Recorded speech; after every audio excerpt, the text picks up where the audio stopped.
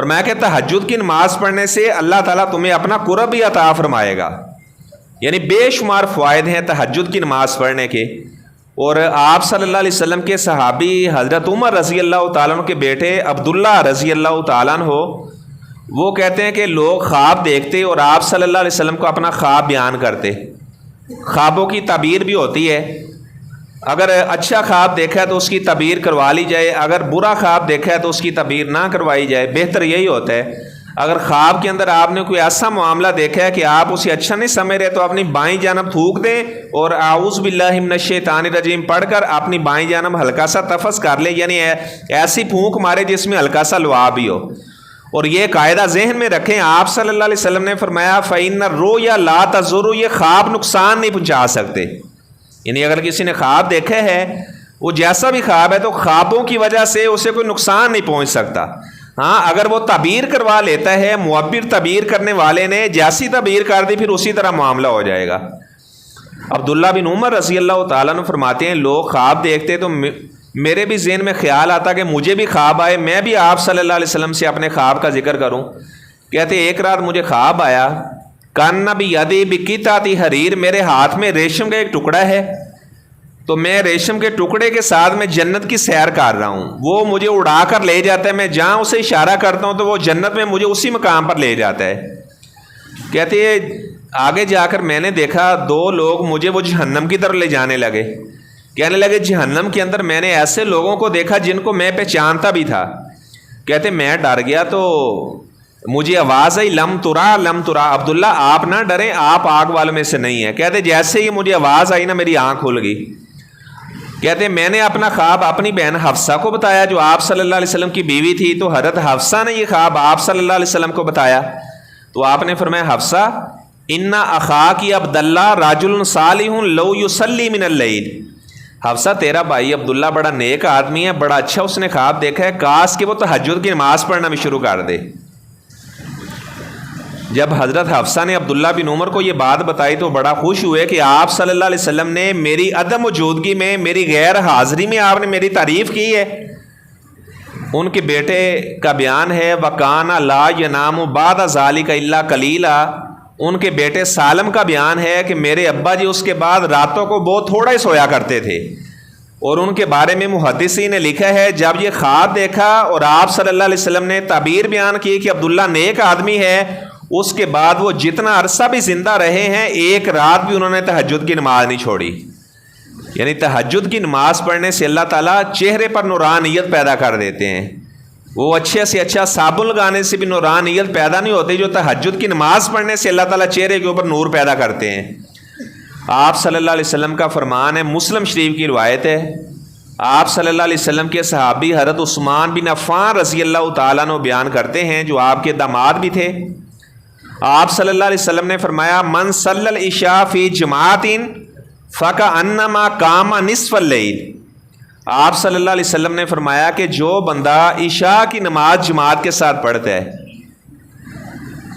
عشاء کی نماز کے بارے میں اور فجر کی نماز کے بارے میں آپ نے فرمایا کہ یہ منافقین کے لیے یہ نمازیں بہت بوجھل ہیں، منافقین فجر کی نماز اور عشاء کی نماز میں بڑی سستی کرتے ہیں۔ آپ صلی اللہ علیہ وسلم نے فرمایا جس نے عشاء کی نماز جماعت کے ساتھ پڑھ لی فَكَأَنَّمَا قَامَ نِصْفَ اللَّيْلِ، اسے ایسے اللہ تعالیٰ اجر عطا فرمائے گا جس طرح آدھی رات اس نے تہجد کی نماز پڑھی ہے۔ تہجد پڑھی نہیں ہے، عشاء کی نماز جماعت کے ساتھ پڑھی ہے اور اللہ تعالیٰ آپ کو آدھی رات قیام کرنے کا اجر عطا فرما رہے ہیں۔ اور اگلا ٹکڑا آپ سنیں اس حدیث کا، اور آپ صلی اللہ علیہ وسلم نے فرمایا من صلی الفجر بجماع، جو آدمی فجر کی نماز جماعت کے ساتھ پڑھتا ہے فَكَأَنَّمَا قَامَ اللَّيْلَ كُلَّهُ، اسے اللہ تعالیٰ ایسے اجر عطا فرمائے گا جس طرح ساری رات وہ تہجد کی نماز پڑھتا رہے۔ ساری رات تہجد کی نماز پڑھنے کا اجر ہے جس آدمی نے فجر کی نماز کو جماعت کے ساتھ پڑھ لی ہے۔ آپ اندازہ لگائیں اللہ تعالیٰ کی رحمت کتنی وسیع ہے کہ تہجد کی نماز ہم نے پڑھی بھی نہیں ہے لیکن ہم کو تہجد کی نماز پڑھنے کا اللہ تعالیٰ اجر عطا فرما رہے ہیں۔ اور آپ صلی اللہ علیہ وسلم نے فرمایا اربع قبل صلاۃ الظہر، ظہر کی نماز سے پہلے 4 رکعت پڑھنا، ظہر کی نماز سے قبل 4 رکعت پڑھنا، یا دلنا بصلاۃ السحر، آپ صلی اللہ علیہ وسلم نے فرمایا کہ یہ ایسے ہی ہے جس طرح اس نے تہجد کی نماز پڑھی ہے، یعنی ظہر کے فرضوں سے پہلے 4 رکعت سنتیں ادا کرنا۔ اور ایک روایت میں یہ بھی الفاظ ہیں لیس بینہن تسلیم، درمیان میں وہ سلام نہ پھیرے،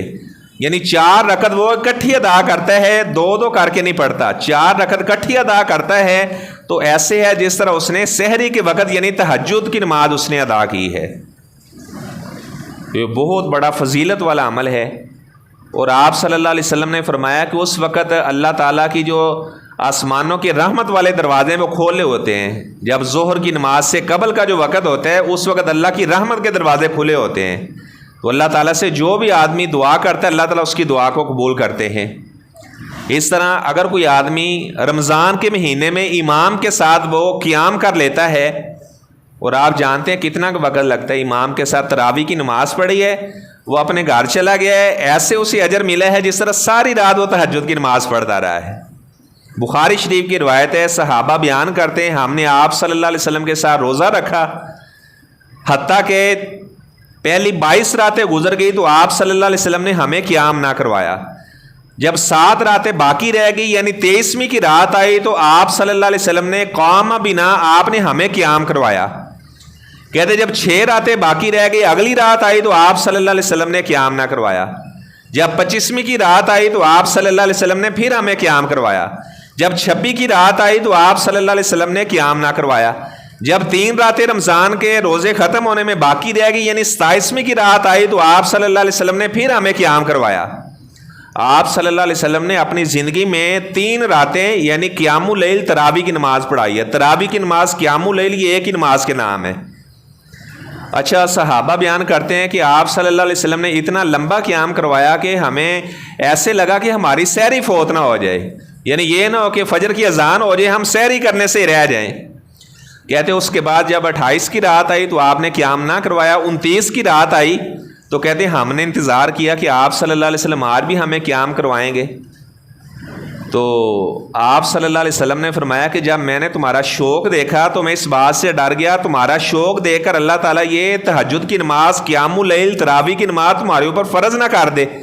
اس ڈر کی وجہ سے میں نے آج کے دن تمہیں قیام نہیں کروایا۔ تو اب یہ تراویح کی نماز آپ صلی اللہ علیہ وسلم نے قیام اللیل یہ آپ صلی اللہ علیہ وسلم نے خود نماز پڑھائی ہے۔ بعض لوگ کہتے ہیں تو یہ بدعت نہیں ہے، حالانکہ جو کام آپ صلی اللہ علیہ وسلم نے کر لیا ہے اگر وہ بعد میں کیا جائے تو اسے بدعت نہیں کہا جاتا، یہ بدعت نہیں ہے۔ اچھا، اس کے بعد آپ صلی اللہ علیہ وسلم نے رغبت دلائی، فرمایا کہ جو بندہ من قام رمضان رمضان میں قیام کرے گا اللہ تعالیٰ اس کی زندگی کے سارے گناہوں کو معاف فرما دے گا۔ اور آپ صلی اللہ علیہ وسلم نے فرمایا من صلی مع الامام حتی ینصرف، جو بندہ امام کے ساتھ نماز پڑھتا ہے قیام اللیل کرتا ہے حتیٰ کہ امام فارغ ہو جاتا ہے۔ ایسا نہیں ہے کوئی بندہ 4 پڑھ کر چلا گیا ہے یہ پھر اجر نہیں اسے ملے گا۔ فرمایا کہ جب امام فارغ ہوا تو اس کے بعد وہ اپنے گھر جاتا ہے۔ آپ صلی اللہ علیہ وسلم نے فرمایا اسے اللہ ایسے ہی اجر عطا فرمائے گا جس طرح اس نے ساری رات کا قیام کیا ہے۔ امام فارغ ہوئے، ٹھیک ہے، امام نے نماز پڑھا کر ختم کر دیا، وطر پڑھا دیے، یا وطر وہ کہتا ہے بعد میں پڑھاؤں گا، یعنی امام نے جب سلام پھیرا مکمل قیام کروا دیا تو اس کے بعد یہ اپنے گھر جاتا ہے۔ آپ صلی اللہ علیہ وسلم نے فرمایا کہ اسے مکمل رات قیام کرنے کا اللہ تعالیٰ اجر عطا فرمائیں گے۔ اور آپ صلی اللہ علیہ وسلم نے فرمایا جو بندہ رات کو سونے سے پہلے 100 رکعت اپنا 100 آیات کی تلاوت کر لیتا ہے، رات کو سونے سے قبل 100 آیات کی تلاوت کرتا ہے، آپ کبھی دیکھیں کتنا وقت لگتا ہے۔ من قرأ بمئۃ آیۃ کتب لہ قیام القنوت اجر القنوت، آپ صلی اللہ علیہ وسلم نے فرمایا کہ جو بندہ رات کو سونے سے پہلے 100 آیات کی تلاوت کرتا ہے، اس میں ایک تو آپ سورہ ملک ڈال لیں اس کی 30 آیات ہیں، اور ایسے 30 نمبر پارے کی پہلی 2 صورتیں ڈال لیں، اما یتساءلون سورہ نبا اور اس کے بعد والنازعات غرقا، تو یہ 100 آیات بن جاتی ہیں، اور تقریباً 10 سے 12 منٹ نہیں لگتے۔ تو سورت ملک کی تو ویسے ہی بہت زیادہ فضیلت ہے، رات کو وہ تلاوت کر کے اس کے بعد سونا چاہیے۔ آپ صلی اللہ علیہ وسلم نے فرمایا کہ ان فی القرآن سورتن، قرآن مجید میں ایک ایسی صورت ہے لہا 30 آیا، اس کی 30 آیات ہیں۔ آپ نے فرمایا شافت لی راجل، اس نے ایک آدمی کی سفارش کی، غافر اللہ لہ، تو اس صورت کی سفارش کرنے کی وجہ سے اللہ نے اسے معاف کر دیا۔ اور آگے آپ صلی اللہ علیہ وسلم نے پھر بتایا وَهِيَ تَبَارَكَ الَّذِي بِيَدِهِ الْمُلْكُ، آپ نے فرمایا کہ یہ سورہ ملک ہے، تو سورہ ملک آپ پڑھیں، ساتھ اس طرح 30ویں پارے کی، یا سورہ سجدہ صاحب پڑھ لیں تو اس کی بھی 30 آیات ہے، سورہ سجدہ کی بھی 30 آیات ہیں، اور اس طرح اور کوئی بھی، یعنی بہرحال رات کو سونے سے قبل جس نے 100 آیات پڑھی، آپ صلی اللہ علیہ وسلم نے فرمایا اسے اللہ تعالیٰ رات کے قیام کرنے کا اجر عطا فرمائیں گے، جو کتنا آسان سا عمل ہے۔ حالانکہ تہجد پڑھ نہیں رہے، اس کے باوجود اللہ تعالیٰ ہمیں تہجد کی نماز کا اجر عطا فرما رہا ہے۔ ابھی آپ اور سنیں، آپ صلی اللہ علیہ وسلم نے فرمایا جس آدمی نے رات کو من قارا بآیتین من سورۃ البقرہ، جس آدمی نے سورۃ بقرہ کی آخری 2 آیات پڑھی، آمن الرسول بما انزل الیہ من ربہ والمؤمنون، یہ آخر تک 2 آیات پڑھتا ہے، آپ صلی اللہ علیہ وسلم نے فرمایا کافت آہو، یہ دونوں آیات اس کے لیے کفایت کر جائیں گی۔ کس بات سے کفایت کر جائیں گی؟ محدثین نے اس کے 3 مطلب بیان کیے۔ جس آدمی نے رات کو سورۃ بقرہ کی آخری 2 آیات تلاوت کی تو 2 آیات یہ اسے تہجد کی نماز سے کفایت کر جائیں گی، یعنی وہ تہجد کی نماز نہ بھی پڑھے گا تو یہ 2 آیات پڑھنا اس کے لیے کافی ہو جائیں گے، اسے ایسے ہی اجر ملے گا جیسے اس نے تہجد کی نماز پڑھی ہے۔ اور بعض محدثین نے کہا اس کا یہ مطلب ہے کہ یہ دونوں آیات پڑھنا اس کے لیے شیطان سے کافی ہو جائیں گی، شیطان ایسے آدمی کو ورگلا نہیں سکے گا۔ اور تیسرا مطلب یہ بیان کیا چوروں سے، ڈاکوؤں سے، یہ دونوں آیات اس کے لیے کافی ہو جائیں گی۔ اور اللہ تعالیٰ کی رحمت تو بہت وسیع ہے، ہم یہ 2 آیات پڑھ کر رات کو سوئیں گے تو اللہ تعالیٰ کی رحمت بڑی وسیع ہے، یہ تہجد کی نماز سے بھی کافی ہو جائیں گی، اور جناب چوروں کے لیے بھی ہمیں یہ کفایت کر جائیں گی، اور اس طرح شیاطین سے بھی ہم بچے رہیں گے۔ تو سورۃ بقرہ کی آخری 2 آیات جو ہیں ہر مومن آدمی اس کو یاد کرتا ہے، اور یاد ہونی چاہیے، ضرور بھی ضرور آپ اس کو یاد کریں۔ یہ ایک ایسی بات ہے کہ آدمی دنیا سے جا رہا ہے اور اس کے سینے کے اندر قرآن کا کچھ حصہ بھی محفوظ نہ ہو۔ ہمارے جو پہلے بزرگ ہیں، آپ جانتے چھوٹے بچے جب جاتے تو وہ سورہ یاسین یاد کرتے، سورہ الرحمن یاد کرتے، سورہ ملک اور سجدہ یاد کرتے۔ یہ تو ہماری جو عام دیہاتوں میں عورتیں ہیں، جو بزرگ عورتیں، انہوں نے بھی یہ صورتیں یاد کر رکھی ہیں۔ اور آج کل کی جو ہماری بچیاں اسکولوں کالجوں یونیورسٹیوں میں پڑھنے والی ہیں، اگر مبالغہ میں نہ کہوں تو انہیں چھوٹی چھوٹی جو صورتیں ہیں وہ بھی یاد نہیں ہیں۔ یہ کہ قرآن کا کچھ حصہ انسان کے سینے میں محفوظ ہونا چاہیے۔ سورہ ملک یاد کریں، سورہ سجدہ یاد کریں، سورہ یاسین یاد کریں، اگر مزید محنت کر لیں تو سورۃ بقرہ بھی یاد کر لیں۔ جس گھر میں سورۃ بقرہ پڑھی جاتی ہے وہاں سے شیطان بھاگ جاتا ہے۔ تو آپ صلی اللہ علیہ وسلم نے فرمایا جس آدمی نے رات کو اس بات کا ارادہ کیا، نیت کی کہ رات کو تہجد کی نماز پڑھوں گا، ارادہ کیا ہے، پکا ارادہ ہے، وہ اسی ارادے سے وتر بھی نہیں پڑھتا، وہ کہتا ہے رات کو آج تہجد کی نماز میں نے پڑھنی ہے۔ غالبت علیہ عیناہ، آپ صلی اللہ علیہ وسلم نے فرمایا کہ اس کی آنکھیں اس پر غالب آ گئی،